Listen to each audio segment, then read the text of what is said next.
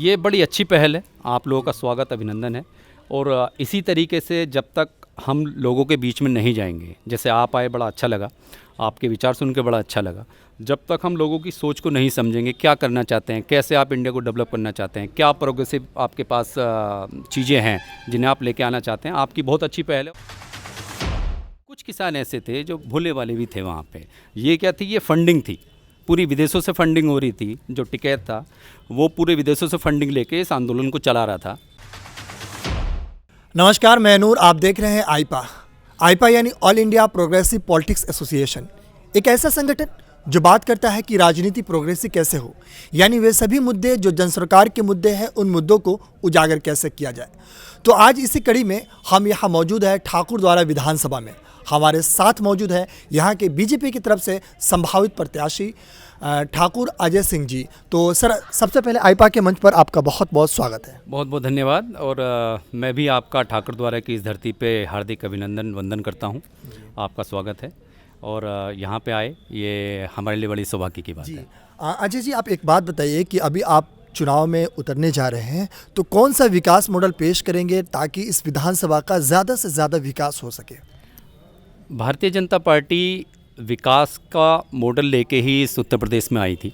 जब हमारी शुरुआत हुई थी तो हमारा जो सबसे पहला हमारा जो उद्देश्य था, सबका साथ सबका विकास। भारतीय जनता पार्टी उसी पे भी आज दृढ़ संकल्पित है कि सभी का साथ सभी का विकास को लेके। आपने देखा होगा योगी जी सरकार में डबल इंजन की सरकार जिसे कहते हैं, हमारे मोदी जी और योगी जी। केंद्र में हमारे मोदी जी हैं, यहाँ पे हमारे योगी जी हैं। उन्हीं को लेके आपने देखा होगा जैसे गरीबों के लिए, गरीबों के कल्याण के लिए हम लोगों ने डबल राशन, हमने सभी लोगों को, जितने भी अपेक्षित लोग थे, हमने सबको डबल राशन का सुविधा दी है। ठीक है। विकास की आप बात करें, विकास की गंगा मैं कहूँगा। मैंने जब यहाँ से बीटेक किया, मैं पंतनगर विश्वविद्यालय से मैंने बीटेक किया। यहाँ से मुझे दिल्ली जाना पड़ता था, ठीक है, तो 6 या 8 घंटे लगते थे यहाँ से जाने में। आज की तारीख में अगर मुरादाबाद से चलूँगा तो मुझे 2 घंटे में मात्र में दिल्ली पहुँचता हूँ। ठीक है। जो पहले गढ़ का एक बड़ा संकुचित पुल था, वो आज की तारीख में बड़ा एक्सप्रेस हाईवे के रूप में हमारा डेवलप हो गया। यहाँ पे आपको रोकना चाहेंगे। अभी आप कह रहे हैं कि मुरादाबाद से सिर्फ दिल्ली जाने में दो घंटे काफ़ी है, लेकिन मुरादाबाद से यहाँ आने में हमको तो 2 घंटे लग गए। जी, वो रोड भाई साहब पास हो चुकी है, और जो 6 लेन जो ये प्रस्तावित था वो ऑलरेडी पास हो चुका है। और 2024 से पहले आप अगली बार जब ये लोकसभा वाले चुनाव में आएंगे, आप यहाँ से बिल्कुल फर्राटेदार रोड आपको मिलेगी। ये 6 लेन पास हो चुका है और ये 2024 से पहले बनना संकल्पित है। जी, अभी आपने एक शब्द कहा कि विकास की गंगा बहा दी यहाँ पे, तो इसमें हम कहेंगे कि विकास कहाँ हुआ है? अगर हम हंगर इंडेक्स की बात करें तो यहाँ पे देखें कि हमारे जो पड़ोसी देश है उनसे भी काफ़ी हम पीछे हैं। तो विकास कहाँ हो रहा है, ये समझ में नहीं आ रही है। विकास, आप रोडों का विकास देखिए, आप जितने हमारे जो गरीब परिवार थे उनका उत्थान देखिए। आप पहले से अगर कंपैरिजन करेंगे, आप 2017 से पहले देखिए, 2017 के बाद देखिए, हर जगह विकास है। ठीक है। किसानों की आय में देखिए, जो किसान कहते थे कि भैया हाँ, जो जितने भी, जैसे कुछ अभी जैसे राकेश टिकैत था, ठीक है, उसने वहाँ पे एक नया ड्रामा चालू किया कि नहीं भैया किसानों का कुछ नहीं हो रहा है, जबकि वो बताने को तैयार नहीं थे कि 3 काले कानून जो वो बता रहे थे कि काला क्या है, उसमें काला क्या था, वो बताने को तैयार नहीं थे। ठीक है। लेकिन कुछ वहाँ पे हमारे भोले वाले किसान भी फंसे हुए थे, जिसकी वजह से मोदी सरकार ने वो लिया, अपना डिसीजन लिया कि वो हमें वापस लेने पड़े कानून। एक बात बताइए, जब आप कह रहे हैं 3 कृषि कानून को वापस की, ये किसानों के हित में थे, है ना? लेकिन जब एक्चुअली कुछ किसान ऐसे थे जो भोले वाले भी थे वहाँ पे। ये क्या थी, ये फंडिंग थी, पूरी विदेशों से फंडिंग हो रही थी। जो टिकैत था वो पूरे विदेशों से फंडिंग लेके इस आंदोलन को चला रहा था। ये क्या था, इनका उद्देश्य यही था कि जो आने वाला हमारा इलेक्शन है, इसे कहीं ना कहीं हम नीचे करा जाए इसको ना। तो जो वो कर नहीं पाया, अपने उद्देश्य में सफल नहीं हो पाया, वो हम सब लोग, भारतीय जनता पार्टी के लोग पहले से ही उस चीज़ को देख चुके थे कि इनका उद्देश्य किसानों के हित में नहीं है, ये किसानों के लिए गड़बड़ी करने के लिए थे ये लोग। अच्छा, कुछ बातें यहाँ पे चल रही है अलग अलग लोगों के द्वारा, अलग अलग रिपोर्टों के अनुसार, कि किसान आंदोलन का प्रभाव यूपी चुनाव पर सबसे ज़्यादा पड़ेगा। तो आप इस पर क्या कहेंगे? नहीं, आप किसानों से पूछिए। आप यहाँ पे आए हुए हैं, ये तहसील है, आप गांव-गांव जाके आप सर्वे कीजिए। किसान कोई भी वहाँ पे नहीं गया था। जो लोग थे वो भ्रमित लोग थे, और वो जहाँ फंडिंग हो रही थी, मैंने आपको बताया वो पूरा टोटल जो भी कार्यक्रम चल रहा था वो टोटल फंडिंग का कार्यक्रम था, और वो कहीं ना कहीं उसमें देश विरोधी ताकतें जो थीं वो लगी हुई थी कि इस देश को नीचे करा जाए, जबकि ऐसा नहीं हुआ। कुछ लोग समझे और वो हमारा किसान आंदोलन वापस हुआ। अच्छा, एक बात है कि सभी पार्टी अपने आप को लोकतांत्रिक कहते हैं, लेकिन असल में अगर कोई आम जनता जानना चाहे कि कौन सी पार्टी लोकतांत्रिक है तो ये डिसाइड हम कैसे करेंगे? आप देखिए ना, भारतीय जनता पार्टी लोकतांत्रिक पार्टी। आप बताइए क्या ऐसी चीज़ आपको लगती है कि उसमें लोकतांत्रिक से हट के भारतीय जनता पार्टी ने कुछ ऐसा काम किया हो? आप बताइए, आपको क्या चीज़ ऐसी लगती है कि आप कहेंगे कि नहीं भारतीय जनता पार्टी लोकतांत्रिक पार्टी नहीं है? मैं आपसे पूछना चाहूँगा। अच्छा, एक और बात है कि जैसे जब चुनाव आते हैं तो भावनात्मक मुद्दे हमेशा हावी हो जाते हैं, जो विकास के मुद्दे हैं विकास के मुद्दे कहीं दूर गौन हो जाते हैं, तो नहीं, कैसे हम इसको भारतीय भावनात्मक जनता मुद्दे पार्टी से दूर करें? भावनात्मक नहीं, भावनात्मक तो लोगों की भावनाएं भारतीय जनता पार्टी के प्रति बनी हुई हैं। जो आपने देखा होगा, दृढ़ संकल्पित थे हम लोग राम मंदिर के लिए, दृढ़ संकल्पित थे हम लोग काशी विश्वनाथ के उद्धार के लिए, दृढ़ संकल्पित हैं हम लोग अगली बार सरकार आएगी हम मथुरा भी हम पूरा का पूरा करेंगे, ठीक है, उसका भी जीर्णोद्धार होगा। तो जो भारतीय जनता पार्टी ने जो संकल्प लेके आई थी वो भारतीय जनता पार्टी उसी संकल्प पे है, और पुनः इस बार मुझे पूरा विश्वास है यहाँ की जनता ने आशीर्वाद दे दिया है योगी जी को, और पुनः योगी जी 2022 में पूर्ण बहुमत के साथ दोबारा से आने वाले हैं। रोज़गार की बात करें तो रोज़गार के यहाँ पे नौजवान देख रहे हैं, प्रदर्शन कर रहे हैं, नौजवान कह रहे हैं कि जो हम 3 साल 5 साल 7 साल मेहनत करते हैं उसके बावजूद भी क्वेश्चन लीक हो जाते हैं, तो इस पे क्या कहेंगे? स्किल इंडिया का जो एक डेवलपमेंट, स्किल इंडिया डेवलपमेंट का एक जो प्रोग्राम है, ठीक है, हमारा ये नहीं है कि फ्री की चीज़ वाला, जो दूसरी पार्टियों में है कि नहीं मैं 300 यूनिट बिजली फ्री दूंगा, मैं ये फ्री दूंगा, मैं ये वाला चीज़ फ्री दूंगा। हमारे यहाँ क्या है, लोगों को उस लेवल पे लेके आया जाए, उसे स्किल उसकी इतनी इन्हेंस की जाए जिससे कि वो अपने आप स्वरोजगार दूसरों को दे सके। ये भारतीय जनता पार्टी का संकल्प था और हम उसी पर काम कर रहे हैं। अभी एक हाल के चुनाव में अभी देखा जा रहा है 80 बनाम 20%, ये क्या है? थोड़ा आप 80 बनाम 20% कुछ नहीं है, ये जो विपक्ष पार्टी है उसका प्रोपेगेंडा है।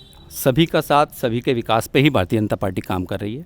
और आपने देखा होगा भारतीय जनता पार्टी ने कभी ये देख के काम नहीं किया रहा कि ये नहीं, इसके नाम के पीछे क्या लगा हुआ है, इसके नाम के पीछे पंडित है, इसके नाम के पीछे शर्मा है, इसके नाम के पीछे ठाकुर है, या इसके नाम के पीछे खान है। ऐसा कभी नहीं हुआ। जो भी योजनाएं भारतीय जनता पार्टी के ऊपर से आई वो सारी की सारी हमारी नीचे खड़े व्यक्ति तक, नीचे जो सबसे अंतिम छोर पर खड़ा व्यक्ति है उस तक पहुंची हैं। ये हमारा उद्देश्य पहले से था और उसी पे हम संकल्पित हैं। जी, अभी देखा जाए तो पूरे भारत में सबसे बड़ी पार्टी के रूप में बीजेपी है, तो क्या कारण है कि यहाँ से अभी जब चुनाव आई है तो क्या कारण है कि पार्टी यहाँ से नेता छोड़ के जा रहे हैं? इसको छोड़ने के सबसे बड़े कारण क्या है? नेता वो पहले भी हमारे नहीं थे। स्वामी प्रसाद मौर्य जी बसपा से आए हुए थे, उन्होंने 5 साल यहाँ पे मलाई खाई और वो दोबारा चले गए। उनका जाना ही इस भारतीय जनता पार्टी से हमारे लिए सही है, मेरा मानना ये है। जितने भी पार्टी के नेता हमारे गए हैं वो कोई भी ऐसा पार्टी का नेता नहीं गया जो भारतीय जनता पार्टी से शुरू से ही जुड़ा हुआ था। वो जो आए दूसरी पार्टियों से वही लोग वापस जा रहे हैं, क्योंकि उनका टिकट कहीं ना कहीं चुनाव पास में है, उनका टिकट नहीं हो रहा। वो क्या चाहते हैं, मेरे बेटे को मिले, उसके बेटे को मिले, मेरे चाचा को मिले, मेरे ताऊ को मिले, मेरे भतीजे को मिले। ऐसा भारतीय जनता पार्टी में संभव नहीं है, जिसकी वजह से वो लोग यहाँ से गए हैं। अच्छा, आप एक बात बताइए, आप पहले नागरिक हैं, बाद में पार्टी के लोग हैं, तो सबसे पहले आप ये बताइए कि आप जिस भी नेता पे भरोसा करते हैं, उनको वोट देते हैं और वो क्या करे कि विश्वासघात कर लेते हैं, यानी दल अपना बदल लेते हैं, तो क्या इस पर ऐसा कोई कानून नहीं बनना चाहिए जो इस पर लगाम दिया जा सके ताकि जनता का विश्वास उस पर रहे? ये बात आपकी बात से मैं बिल्कुल सहमत हूँ। ऐसा कुछ ना कुछ कानून आना चाहिए जिनसे कि ये जो दल बदलू नेता हैं इन पर रोक लग सके। ये आपकी बात से मैं बिल्कुल सहमत हूँ, ये होना चाहिए।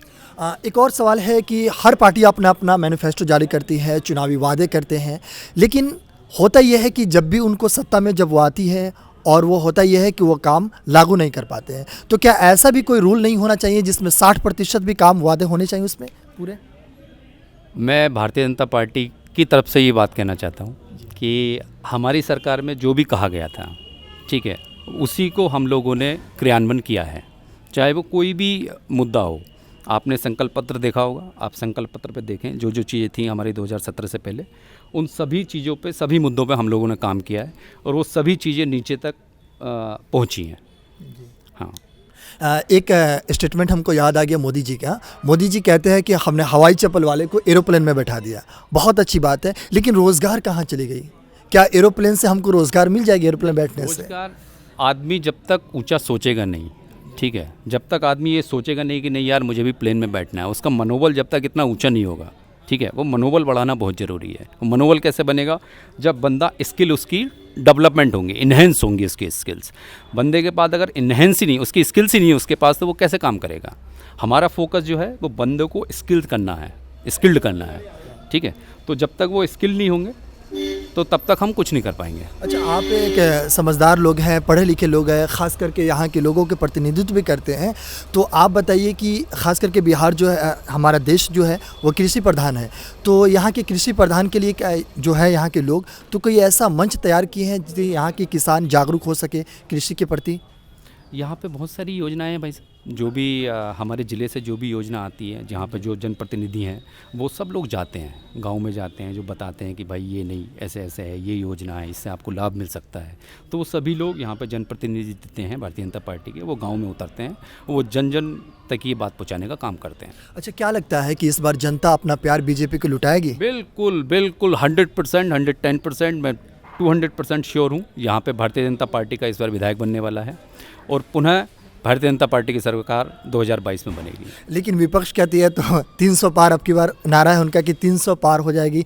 यहाँ तक कि आपकी पार्टी कहती है कि हमारी पार, तो इसमें कितनी सच्चाई है? कौन कैसे की सच्चाई आपको जल्दी, चुनाव हमारा बिल्कुल पास में है और जो हमारे कार्य किए गए हैं भारतीय जनता पार्टी के द्वारा, उन्हीं के कार्यों का जनता आशीर्वाद दोबारा योगी जी को देने वाली है और पुनः पूर्ण बहुमत के साथ हम लोग सत्ता में आने वाले हैं। एक और सवाल है आईपा के लिए, अंत में मेरा सवाल है, आईपा जो प्रोग्रेसिव की बात करता है कि यानी भारत की राजनीति कैसे प्रोग्रेसिव हो, यानी वे मुद्दे जो जन सरकार के मुद्दे हैं उन मुद्दों को कैसे उजागर किया जाए। तो इन मुद्दों में जैसे हम लोग, आप जैसे नेता हो गए, चाहे एडवोकेट हो गए या शिक्षक हो, इन लोगों से बात करके उनके विचार जानते हैं, तो ये आईपा के लिए आप क्या कहेंगे? ये बड़ी अच्छी पहल है, आप लोगों का स्वागत, अभिनंदन है। और इसी तरीके से जब तक हम लोगों के बीच में नहीं जाएंगे, जैसे आप आए बड़ा अच्छा लगा, आपके विचार सुन के बड़ा अच्छा लगा, जब तक हम लोगों की सोच को नहीं समझेंगे, क्या करना चाहते हैं, कैसे आप इंडिया को डेवलप करना चाहते हैं, क्या प्रोग्रेसिव आपके पास चीज़ें हैं जिन्हें आप लेके आना चाहते हैं, आपकी बहुत अच्छी पहल है और मैं बहुत बहुत धन्यवाद करता हूँ आप यहाँ पे आए। जी, बहुत बहुत शुक्रिया आईपा के मंच पे आने के लिए। बहुत बहुत। तो ये है यहाँ के बीजेपी की तरफ से संभावित प्रत्याशी अजय सिंह जी, जिन्होंने कैसे रोजगार से लेकर के स्वास्थ्य से लेकर के तमाम चीज़ों पहलुओं पे अपने विचार व्यक्त किए। खास करके इन्होंने अपने पार्टी के प्रति इन्होंने कहे कि बीजेपी पार्टी कैसे एक आम जनता की पार्टी है और इन्होंने बहुत ऐसे चीज़ महत्वपूर्ण मुद्दों पे इन्होंने काफ़ी ज़्यादा प्रकाश डाली। बाकी ऐसे ही तमाम अपडेट्स के लिए आप बने रहिए और देखते रहिए आईपा। नमस्कार, बहुत बहुत धन्यवाद, शुक्रिया सर।